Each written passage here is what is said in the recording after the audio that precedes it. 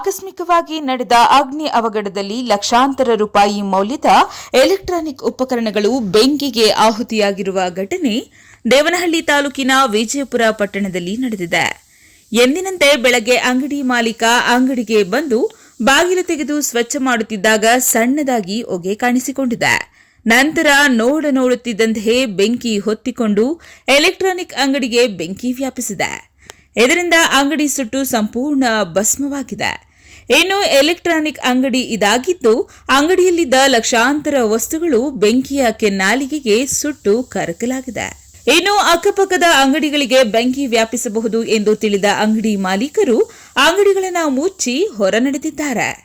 ಕೂಡಲೇ ಸ್ಥಳೀಯರು ಅಗ್ನಿಶಾಮಕಕ್ಕೆ ಮಾಹಿತಿ ನೀಡಿದ್ದು ಸ್ಥಳಕ್ಕೆ ಅಗ್ನಿಶಾಮಕ ದಳದ ಸಿಬ್ಬಂದಿ ಬಂದು ಬೆಂಕಿ ನಂದಿಸುವಲ್ಲಿ ಯಶಸ್ವಿಯಾಗಿದ್ದಾರೆ. ಅದೃಷ್ಟವಶಾತ್ ಅಂಗಡಿಯಲ್ಲಿದ್ದ ಸಿಬ್ಬಂದಿ ಮತ್ತು ಮಾಲೀಕರು ಪ್ರಾಣಾಪಾಯದಿಂದ ಪಾರಾಗಿದ್ದಾರೆ. ಇನ್ನು ವಿಜಯಪುರ ಪೊಲೀಸ್ ಠಾಣಾ ವ್ಯಾಪ್ತಿಯಲ್ಲಿ ಘಟನೆ ನಡೆದಿದ್ದು ಪ್ರಕರಣ ದಾಖಲಾಗಿದೆ. Satish Babu, CTV news, Vijayapura.